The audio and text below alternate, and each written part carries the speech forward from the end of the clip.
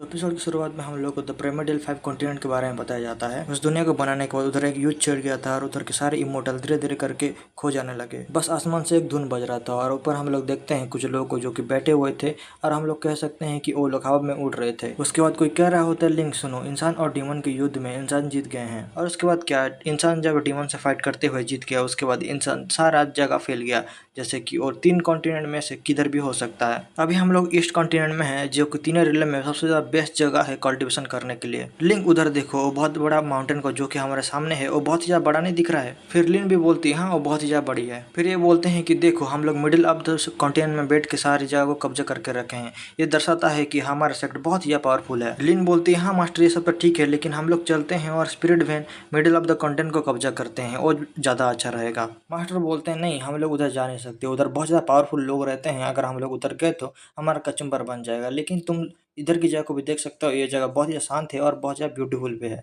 इसलिए हम लोग इधर ही रह सकते हैं। लेकिन तुम हमारे सेक्ट में एंट्री कर चुके हो, इसका मतलब तुमको भटकना नहीं चाहिए और अपने कल्टीवेशन के ऊपर ध्यान देना चाहिए। तुमको एक इमोर्टल होने के लिए तुमको जैसे भी करके अपने कल्टीवेशन में सक्सेसफुल होना ही पड़ेगा। फिर वो दोनों गिर जाते हैं नदी के पास और उन लोगों को साउंड आने लगता है पानी का। उस पानी से एक आदमी निकलता है और उसको देख के लिन एकदम पागल हो जाती है और बोरी होती है। ऐसा ही कुछ मेरे अपने सपनों में भी देखा था। फिर वो लोग लिन को लेकर घर आ जाते हैं और मास्टर कह रहे होते हैं कि साले तुम इतने बड़े हो गए कि तुम अपने मास्टर के ऊपर ही प्लानिंग करोगे। वो लड़का बोल रहा होता है कि मास्टर अपना गुस्सा थोड़ा शांत कीजिए, मैं तो बस अपने टेक्निक का प्रैक्टिस कर रहा था और चोरों को पकड़ने के लिए एक ट्रैप बिछा रहा था, लेकिन उतने में आप आ गए। मास्टर उसको झड़ी से मारते हैं और कहते हैं कि क्या तुम हमारे पोर पिक का नाम चेंज करके क्यूट पोर पिक रखने वाले हो। वो बोलता है मास्टर ऐसा बिल्कुल भी नहीं है, हमारे माउंटेन के पास बहुत ज्यादा खतरा है और हमको उसको बचाने के लिए कुछ ना कुछ तो करना पड़ेगा। मास्टर बोलते हैं चेंग सो, हमारे सेक्टर का भी कुछ रूल है, तुमको टेंशन लेने की कोई जरूरत नहीं है, वो लोग सारा चीज संभाल लेंगे। फिर हम लोग लिंक्यू को देखते हैं जो कि सो रही होती है और बोल रही होती है कि सीनियर ब्रदर तुम्हारा वॉइस बहुत ज्यादा प्यारा है और तुम भी बहुत ज्यादा प्यारे हो, तुम्हारा वॉइस मेरी माँ जैसी है और तुम बहुत ज्यादा अच्छे हो, लेकिन मैं अपने आंखें क्यों नहीं खोल सकती हूँ और अपने बॉडी को क्यों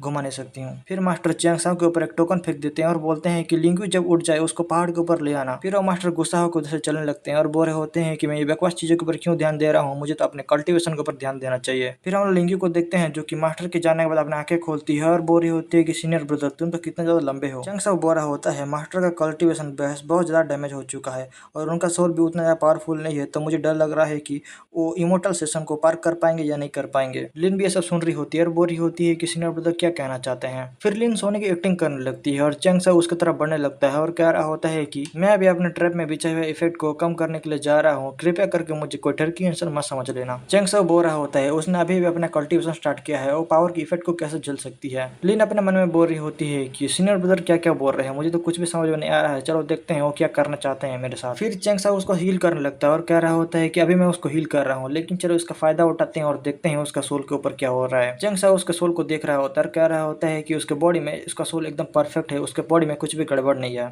उसका बॉडी का एलिमेंट वाटर और वुड है, लेकिन मैं अभी कह नहीं सकता उसका पर्सनालिटी कैसा होगा, लेकिन मैं इतना कह सकता हूँ कि वो जब बड़ी हो जाएगी तो बहुत ही सुंदर दिखेगी। चैंग साओ उसको पूरा हील कर देता है और उसके बाद सोचने लगता है कि चलो देखते हैं उसके बॉडी के ऊपर कोई डिमन सील तो नहीं लगा हुआ है। फिर चैंग साओ उसको चेक करने लगता है और लिन बोल रही होती है सीनियर ब्रदर उधर किधर हाथ लगा रहे होता हूँ। चैंग साओ उसको पूरा चेक कर लेता है और कहता है कि मैंने उसका बॉडी को पूरा चेक कर लिया, लेकिन उसके बॉडी के ऊपर कोई भी सील नहीं लगा है और किसी ने भी उसको पोजेस नहीं किया है, इसका मतलब वो पूरा सेफ है अभी। फिर चैंग साओ कह रहा होता है कि अभी मुझे सिस्टर की ट्रेनिंग के ऊपर ध्यान देना पड़ेगा। ये तो बहुत अच्छा हुआ कि सिस्टर बहुत ज्यादा ट्रेवल नहीं मचाती है और अच्छे से रहती है। अभी मैं समझ सकता हूँ कि मेरे पिछले जन्म में सारे लोग लोलिडस के पीछे इतने पागल क्यों थे, कैसे कोई बंदा इतने क्यूट लड़की के सामने खड़ा भी रह सकता है। फिर लिन को अपने आंखें खोल देती है और चैंग साओ बोल रहा होता है कि क्या तुमने मैंने जो भी बोला वो सारी चीज सुन लिया। लिन बहुत ज्यादा डर जाती है और बोल रही होती है हाँ मैंने सब कुछ सुन लिया, लेकिन मैंने कुछ भी नहीं सुना। चैंग साओ उसके पास जाता है और कहता है कि सुनो तुमने अभी जो भी चीज सुना वो किसी को भी नहीं बता सकती, समझ गई ना। लिन बोलती है हाँ मैं समझ गई और चैंग साओ बोल रहा होता है कि मैं कितने सालों से ट्राई कर रहा था कि मेरे पिछले जन्म के बारे में किसी को भी पता ना चले, मैं कितने हजारों सालों से अपना सीक्रेट को छुपाते आया हूँ, लेकिन मुझे कभी पता नहीं था कि अपना सीक्रेट ऐसे ही छोड़ दूंगा। आज मैंने ये सीक्रेट को बहुत दिनों से छुपा कर रखा था, इसलिए मेरे मुंह में जो भी आया मैंने सब कुछ बोल दिया, लेकिन मेरे पास एक सोल्यूशन भी है जिसकी मदद से मैं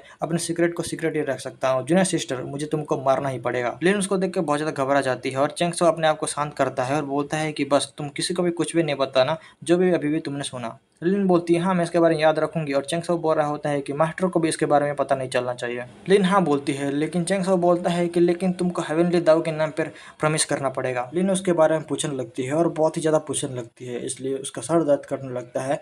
इसलिए चेंग साओ उसको एक मेडिसिन देता है खाने के लिए। लिन उसको थैंक यू बोलती है और चेंग साओ बोल रहा होता है कि तुम बहुत ज्यादा क्यूट हो, बड़ी हो कि लिटिल पिंक क्यूब की मेंबर बनूंगी और तुम टेंशन मत लो, मैं तुम्हारे लिए सब कुछ सेट कर दूंगा। फिर चेंग साओ बोल रहा होता है कि मास्टर का कल्टीवेशन खत्म होने के बाद वो तुमको एंट्री लेवल कल्टीवेशन मेथड सिखाएगा, अगर तुमको उसके ऊपर कुछ भी डाउट हुआ तो मुझे ढूंढ लेना, मैं तुमको सारी चीजें बता दूंगा। तो चलो फिर लेक के पास चलते हैं और स्पिरिचुअल फिश को देखते हैं। फिर वो दोनों लेक के पास चले आते हैं और चेंग साओ उसको समझा रहा होता है कि ये मछली भी हमारे क्वीन पिग के लिए बहुत ज्यादा जरूरी है। लिन को मछली बहुत ज्यादा प्यारा लग रहा होता है, लेकिन चेंग साओ बोलता है कि पहले तुम अपना कल्टीवेशन को खत्म करके आओ और उसके बाद मैं तुमको एक अच्छा सा मछली बना के खिलाऊंगा। चेंग साओ मछली खाने का फायदे के बारे में बता रहा था कि उसको खाने के बाद कल्टीवेशन का स्पीड थोड़ा बढ़ जाता है, लेकिन लिन बोरी होती है कि क्या हम लोग वो प्यारी प्यारी मछली को खा जाएंगे। फिर चेंग साओ मछलियों को खाना खिलाने लगता है और कह रहा होता है कि अगर हम लोग उनको नहीं खाएंगे तो हम लोग उनको क्यों पाल रहे हैं। चेंग साओ मछलियों को खाना खिलाने के लिए लिन को देता है और लिन उधर नाचने लगती है कि मैं भी मछलियों को खाना खिलाऊंगी। चेंग साओ एकदम खुश हो जाता है और कह रहा होता है कि मेरा प्लान एकदम सक्सेसफुल हो गया, अभी मैं इस टाइम को इन्वेस्ट कर सकता हूँ मेरा कल्टीवेशन में। उसके बाद चेंग साओ लिन को लेके जाता है और उसका नाम को रजिस्टर करके उसका सारा आइटम को क्लेम कर लेता है।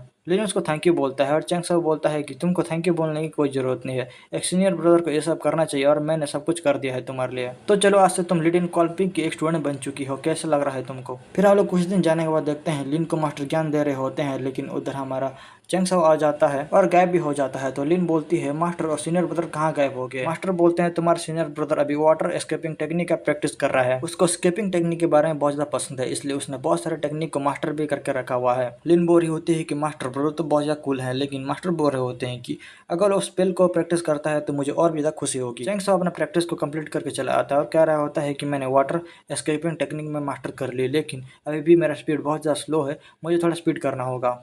फिर जब वो पहुंच जाता है तो मास्टर बोलते हैं कि चेंग साओ तुम टाइम पर आए हो, तुमको फ्यूचर में लिंग साओ की मदद करना पड़ेगा, मुझे मेरे ऊपर फोकस करना है और मेरा कल्टीवेशन को नेक्स्ट लेवल पर लेकर जाना है। और वो लिंगर की भी बोलते हैं कि सुनो लिंगर, अगर तुमको कोई प्रॉब्लम हो तो तुम अपने सीनियर ब्रदर से पूछ सकते हो।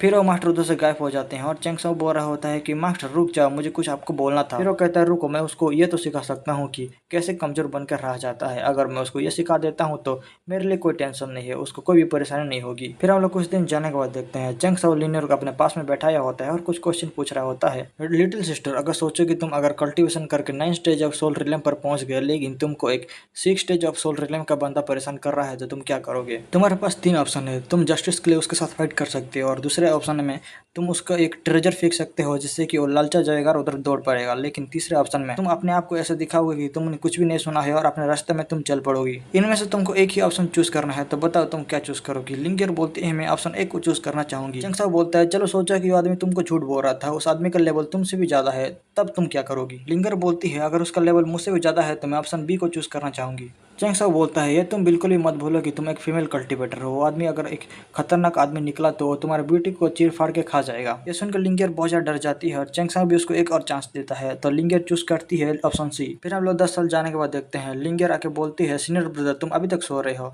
चेंग साओ उठ के बोलता है परी तुम कौन हो। लिंगर बोलती है सीनियर ब्रदर अभी तक तुम नींद में हो क्या, मैं लिंगर हूँ, तुमको दिखाई नहीं देता। लिंगर बोल रही होती है सारे लोग मेन पिक के ऊपर ग्रदर हो रहे हैं, अगर हम लोग उधर नहीं गए तो हम लोग लेट हो जाएंगे। फिर हम लोग पिक में देखते हैं जिधर के सारे लोग जा रहे होते हैं अपना अपना कल्टीवेशन के बारे में बताने के लिए, और उन लोगों को मंथली कुछ चीज़ें मिलता है उसको भी कलेक्ट करने के लिए वो लोग जा रहे होते हैं।